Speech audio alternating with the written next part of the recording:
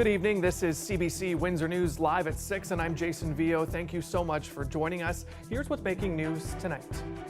A Windsor man is facing a charge of obstructing justice. At the time of the alleged offense, this man was a chaplain with Windsor Police. Plus, certain models of Pacifica hybrid minivans are no longer allowed on the Peely Island ferry due to a fire risk. We speak with some experts about how the industry should be dealing with this concern. And new stats show crime numbers are up in Windsor. Specifically, violent crime is on the rise. We'll break down those numbers in a few moments. A local chaplain is accused of trying to get a victim to drop domestic violence charges. That happened in February while he was a volunteer with Windsor Police, and it hasn't been made public until now. I, Hassan Riki, solemnly affirm that I will not disclose any information obtained by me in the course of my duties. That's Hassan Riki taking an oath before becoming a volunteer chaplain during a Windsor Police Board meeting in December. That moment was celebrated alongside Windsor Police Chief Jason Belair and other police chaplains. Less than 2 months later, Windsor Police quietly charge him with obstructing justice. This time, nothing was made public about the charge, even though police often do when arrests are made. Court documents allege Riki did intentionally attempt to dissuade a person by bribes from giving evidence in a judicial proceeding. Two sources at the Windsor Police Service tell CBC News Riki knew a man in the community being accused of domestic violence. They say he then proceeded to contact the victim and what they claim was an attempt to get them to drop the charges. None of these allegations have been proven in court. CBC News has made several attempts to reach Riki for comment, and he has not responded. Windsor Police confirmed to CBC News that Riki is no longer a volunteer chaplain with the service, but they wouldn't say when he stopped volunteering, why that relationship ended, and if the criminal allegations related to his duties as a chaplain. The 47-year-old is scheduled to appear in court tomorrow. In other news, Windsor's automotive growth is banking on electric vehicles. But as more EVs hit the road, so too do calls for more rules to prepare for electric vehicle fires. Fires in EVs are much hotter and harder to put out. And as the CBC's Dale Molnar tells us, experts say we should be thinking of ways of regulating how we can keep people and property safer in case of a fire. Owen Sound Transportation recently banned certain model years of the Pacifica hybrid from Peely Island ferries. That's because they've been recalled due to a fire risk. Firefighters say the lithium-ion batteries in the EVs can be very dangerous if they burst into flames and can even explode. And they take a very large amount of water to extinguish. So a fire chief in Alberta, who is on the board of the Canadian Association of Fire Chiefs, says there needs to be a national fire administration to set rules and regulations for EVs across the country. The electric vehicles are out there now. They're growing in numbers. They're growing in their complexity and what they're powering from a lithium-ion battery perspective. And so how do we control that development? How do we ensure that that safety gets put in place? And that's where the National Fire Administration could really help advise to the different federal ministries that are trying to work on solutions. For example, keeping them away from buildings and parking garages and other places where a fire could spread and where getting at the vehicle could be hard. The director of the Automobile Protection Association says automakers should have been made to head off the problems that have arisen. In APA's view, there should have been a more fulsome exchange and development of solutions before these cars were put on the market. We shouldn't have just trusted the car makers to say these things don't burn. We put in these tremendous fail-safes. You have to design for the times when the fail-safes don't work. That's the idea. You have to consider that. It's foreseeable. He would like to see automakers come up with less volatile batteries. Meanwhile, the CEO of the Windsor-Detroit Tunnel Corporation says they have no plans to ban electric vehicles from the tunnel. He says if a fire breaks out in one of the vehicles, they have a way of dealing with it. He says he can't get into specifics due to security concerns, but he says they have vehicles that remove burning cars from the tunnel. We're cognizant of EVs, and we know that CBC did a nice article on the Pacifica hybrid recall, and we have procedures in place to handle those situations, and we're constantly revisiting and revising those emergency procedures. For now, electric vehicle fires happen less often than fires in gas-powered vehicles, but fire officials are bracing for the days when there are a lot more EVs on the road. Dale Molnar, CBC News, Windsor. The latest crime severity numbers are in for Windsor, and by most measures, they're up across the board compared to 2022. According to Statistics Canada and Windsor Police, Windsor and Amherstburg's overall crime severity is 84.6, up almost 5%. The violent crime severity index is up 15.5%, while the non-violent crime severity is up just 0.6%. Now, 2023 saw a higher rate of robberies, 21% increase there, and assaults, 16% increase there. Now, the crime severity index measures both the number of incidents and their seriousness. It's meant to supplement measuring crime by numbers alone. In 2022, Windsor's crime severity dipped, bucking national trends. But one expert says he doesn't think Windsorites should be too alarmed with the latest numbers. Now, Randy Lippert is a professor of criminology at the University of Windsor. He says the ones that do get recorded can be a consequence of police decisions, new programs. They start to detect more crime, including more serious crime. Now, Lippert says people shouldn't jump to the conclusion that Windsor is an unsafe city. Now, Windsor Police did not return requests for comment, but said in a media release they are taking a data-driven, evidence-based approach to policing and public safety. A London man at the center of a 2S LGBTQ+ harassment case was in a Windsor court this morning. In June last year, Bubba Pollock clashed on Facebook with Brittany LaRue, a Windsor Pride advocate. The court heard that Pollock found out the location of LaRue's father, who was dying of cancer. Then he traveled from London to Hotel du Grace Healthcare and took a picture of himself in the man's hospital room. Pollock then posted the photo in a comment thread visible to LaRue. He pleaded guilty earlier this year to criminal harassment. At today's sentencing submission, the Crown asked for 6 months of jail time and 3 years of probation. Pollock's lawyer is seeking a suspended sentence involving community service and no jail time. Pollock will be sentenced on September 4th. As we mentioned on last night's show, federal Conservative leader Pierre Poilievre spent a good part of yesterday in our region. Addressing veterans and others at Royal Canadian Legion Branch 594, he promoted his Axe the Tax agenda, a pledge to repeal the carbon tax if his party is elected to government. Axe the tax, build the homes, fix the budget, and stop the crime. Axe the tax to bring down food and grocery and heat and gas prices, lower income tax so hard work once again pays off, unleash our entrepreneurs with less red tape and more free enterprise. Now, this is Poilievre's third visit to Windsor, Essex in less than a year. Prior to his stop at the Legion, he visited a landscaping company based in Tecumseh. The riding is currently held by Liberals, represented by MP Eric Kuzmarczyk.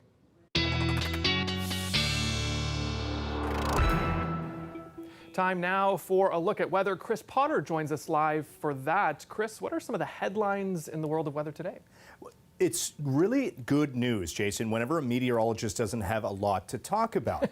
It means that the weather will be quiet. It will cooperate, and that's going to be universal across all of southern Ontario for this coming weekend, so please make some plans. If you already have plans, maybe you're going to a wedding in London, you're good to go. No rain is expected. Maybe you're heading up to Niagara Falls, maybe Niagara on the Lake for a little wine tasting, you're good to go. No matter what you do, you're going to be okay. The one thing that will change will be the temperatures. And they actually changed today compared to the past couple of days. A little bit cooler, 24.5 was the high today. Normal daytime high for this time of year is 28. Not much to point out in terms of active weather. It's basically a transitional day. We have high pressure building in and low pressure exiting. Low pressure's off towards the east. We still have some cloud cover. We still have showers, some thunderstorms up the St. Lawrence. But for us, we have high pressure building in. And the way winds circulate around high pressure, clockwise. So right now we're into a slightly cooler, a fresher breeze, if you will. And that's going to continue tonight. The winds will be light as high pressure continues to move in, but as high pressure continues to build through the region, we get into that warmer southwesterly wind, and as a result, temperatures will begin to climb. Speaking of temperatures, right now we're looking at,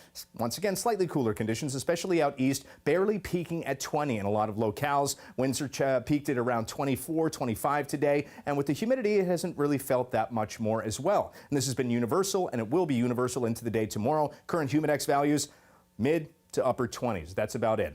In terms of what will happen stepping forward, well, like I said, not much to report. With that high pressure ridge building in, we are expecting clear to mostly clear conditions through this evening and tonight. Once again, the winds will be light. They'll remain light for the day tomorrow, and temperatures will be on par with where we should be for this time of year. For the most part, maybe 2 degrees lower. As we get through Friday and into Saturday, not much will change. So once again, it's kind of a copy and paste forecast all the way through Sunday, but those temperatures will begin to rebound. So if you're a big fan of the high heat and humidity, you're going to find it for Sunday and Monday. In terms terms of the temperatures tonight, typical mid-teens for the overnight lows, mid-20s for tomorrow, feeling shy of 30. And that's going to be the story into Saturday in most areas as well. I have highs right now in the Windsor area around 29, feeling like 31. We're going to hold on to the sunshine. Sunshine with a few high-level clouds for Sunday, and that means that warmer air is starting to build in, and that's exactly what happens. We have highs near 31 for your daytime high, probably going to feel like the mid-30s, 30 degrees for you on Monday. It does look like there will be the chance of showers primarily during the evening and overnight, but there's a greater risk of more organized rainfall and thunderstorms by Tuesday as we still hold on to the heat and humidity. So fantastic weather stepping ahead, Jason. The only thing that you might kind of complain about is if you have a garden, maybe you're a farmer, you're going to have to water the gardens and your crops and the hanging baskets the expensive way. Right, and you did put a thought into my mind at the beginning of your weather report there, Chris. Wine tasting, perfect weather for that. I haven't been to Niagara-on-the-Lake in some time. I'm going to have to do a trip soon. Well, even Windsor-Essex has some great wineries, so we'll, you've put some plans. You're throwing the invite for me. All right, thanks, Jay. Thanks so much, Chris. You got it. Well, if you're crafty at all, you'll definitely want to watch this. Well, we certainly have a lot of fence posts here at the John R. Park Homestead. Think you can top this? John R. Park Homestead is collecting homemade fence post toppers for a competition as part of their Lost Arts Festival. If you're interested, you can drop yours off at the Homestead or Little Yarn Boutique by August 7th. Still to come here on CBC Windsor News Live at 6, we'll bring you the very latest on the wildfires out west. That story is next.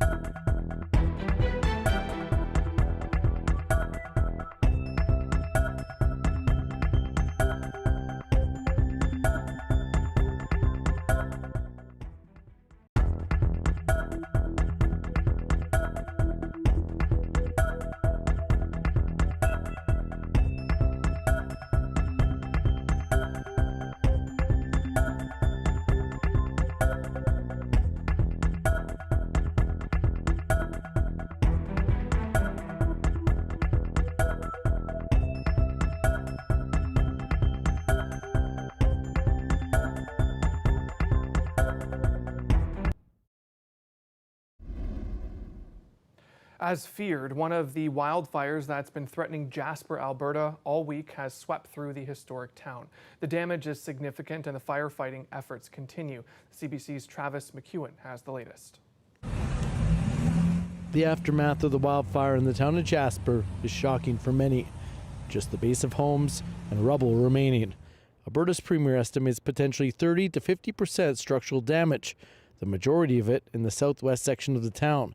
Video shows areas of the east part of the town still standing, but Parks Canada and the town's mayor are still not confirming what's burned and how much. Appreciate people see that as a frustration, but we need the information before we can share it, and we fully appreciate that those on the ground have a challenging job at their hands right now, still fighting the fire and protecting some of the homes that still are standing.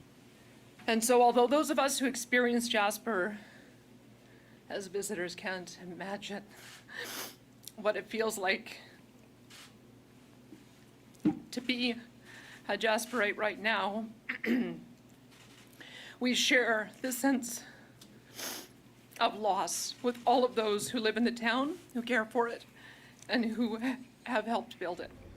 The fire threatened Jasper since Monday night when close to 25,000 people had to evacuate the town. You can't control Mother Nature.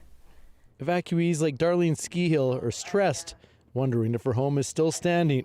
She's expecting the worst. Last night it was inevitable from the few pictures we saw on phones and everything. And going to bed last night, it was like thinking that everything will be gone by morning. Meanwhile, Ian Sheldon and his family are holding out in Hinton.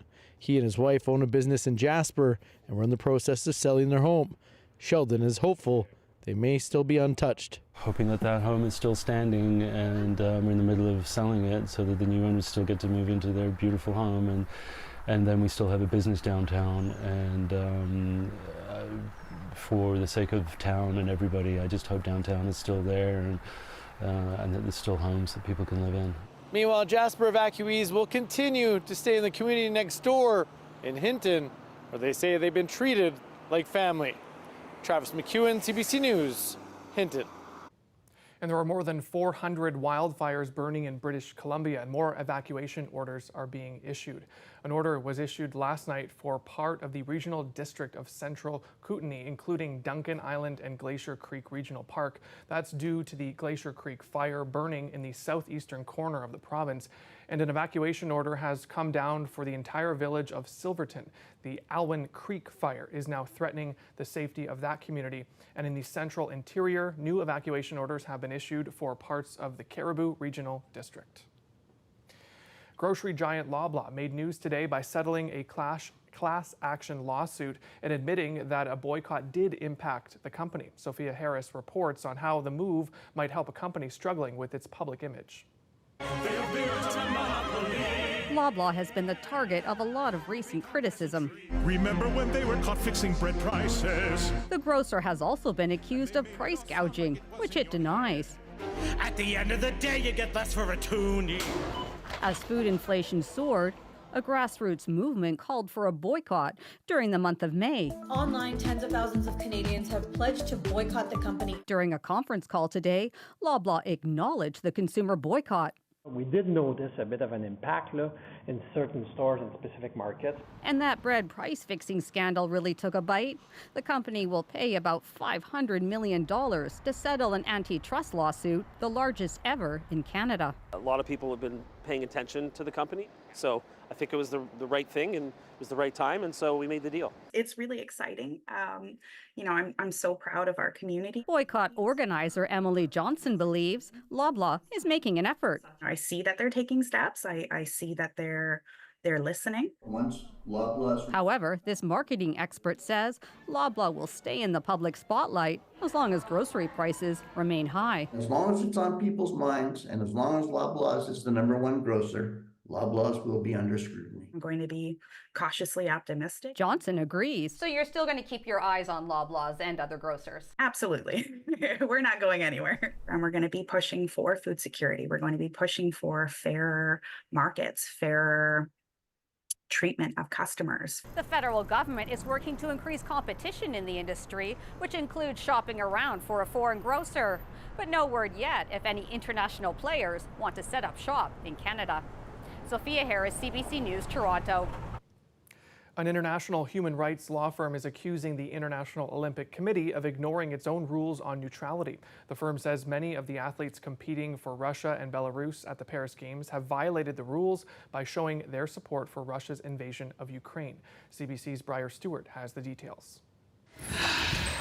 Oksana Levach is getting in a few last practices before she's off to Paris with the rest of Ukraine's Olympic wrestling team. And she's relieved she won't have to face any Russians. Now it is a very difficult time, and still war with terroristic country. Oksana Levach. Earlier this year, Levach did go up against a Russian athlete, but the Russian wrestlers invited to compete as neutrals at the Olympics all declined, a protest against rules they see as discriminatory. Olympic athletes aren't supposed to make any political demonstrations or protests, but Russian and Belarusian athletes have to undergo additional screening designed to root out those who have publicly supported Russia's military and its war on Ukraine. In my opinion, we should stay separate from politics. Russia's Trampoline Federation has one athlete going to the Olympics, but another isn't because she failed the screening process. They check all social media, Facebook, Instagram. Some contend it wasn't thorough enough. They should have found this. Really, they should have found this. It's embarrassing that they didn't. The nonprofit Global Rights Compliance says about half of the Russian and Belarusian athletes who will be in Paris have broken the rules, including trampolinist Angela Blatseva. She competed at an event where a pro-war banner hung in the background. But I think it's pretty clear that most links to the war like this, most expressions of open support, I mean, the IOC needs to be looking at them. 15 Russian athletes are scheduled to compete in Paris. And the athletes who have been authorized. A much smaller team than the Olympics in Tokyo, where athletes also couldn't compete under their country's flag. That time because of a national doping scandal. Briar Stewart, CBC News, London. Still to come, last-minute touches and security jitters as the Paris Olympics officially start tomorrow. That story is next.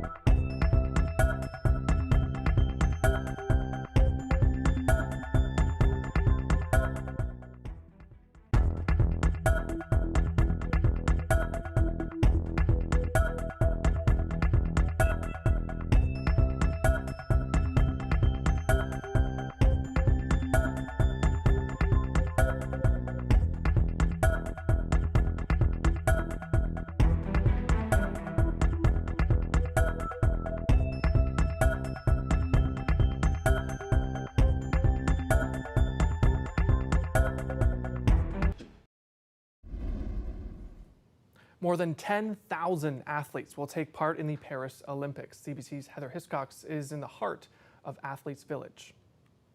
Here's some Olympic history you might not know. The last time Paris hosted an Olympic Games, 1924, was the first time there was an athletes' village, and there were wooden cabins at best. Now, a little bit bigger. Take a look around. This is where the world has gathered, and this is a very small part of Athletes Village. But you can see Belgium has moved in, Iceland, Denmark, Jamaica. They are here. They are continuing to arrive. We've been watching them check in with their equipment and their luggage and move into their quarters, proudly hanging their flags and proclaiming they are here and ready to go. We wanted to bring you in to Athletes Village to show you where Team Canada is based. Not hard to miss, with the Maple Leafs hanging everywhere, and of course in front, and we'll get there, the Moose. But this is where the world is gathered. 206 nations, all of the athletes thrilled to be able to have a normal Olympic experience and to be in an extraordinary opening ceremony tomorrow on the Seine. Of course, for Canada, the flag bearers, Andre de Grasse and Maude Charon, and they are ready to go and lead in Team Canada, 337 athletes strong. The Moose is on the loose, and Canada is ready for the Games. Heather Hiscox, CBC News, Paris. Competition is already underway at the 2024 Paris Olympics, just a day away from the opening ceremony. The CBC's Salima Shivji takes a look at the last-minute touches and security jitters ahead of the official start. The stage is set, with stands begging to be filled, even as some are fussing with the final touches. All ahead of a risky open-air opening ceremony with the world watching. It's a security gamble, and France knows it. Cue the heaviest police presence Paris has seen in times of peace, and an eerie quiet in the barricaded streets. It's more like a fortress than a bustling capital. This massive security operation means more than 1 million people were screened ahead of the Games. Athletes, volunteers, even locals. And more than 4,000 were denied access to this crucial zone near the river.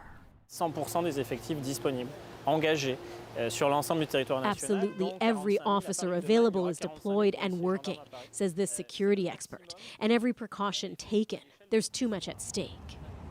Israel's athletes are getting 24-hour protection from elite police squads, the highest security France can provide, with the conflict in Gaza provoking threats. The team's first soccer match deemed high risk went off without any major disruption, a relief for officials who confirmed Israel's plans for the ceremony. What I can tell you is that the Israeli delegation will participate in the Games, and specifically in the opening ceremony, just like any other delegation. For other athletes, there's a heady mix of excitement and nervous anticipation ahead of the ceremony. I think for sure France it's a little bit a target. It's not since today, it's since many years, because we are a country of freedom and stuff. I think that's all out of our control right now, so just have to pray and hope we're safe. For some other athletes, like Canada's entire swim team, including gold medal favorite Summer McIntosh, sailing down a boat for the opening ceremony is a no-go because it will interfere with their competitions looming fast. Never mind the security alert level, which is the highest possible. Salima Shivji, CBC News, Paris. And CBC's live coverage of the Olympic opening ceremony begins tomorrow at 1 p.m. Eastern. The event itself starts at 1:30. Well, that's it for us here at CBC Windsor News. Don't forget, for news anytime, head to our website, cbc.ca/Windsor. Thank you so much for tuning in, and looking forward to seeing you back here tomorrow night.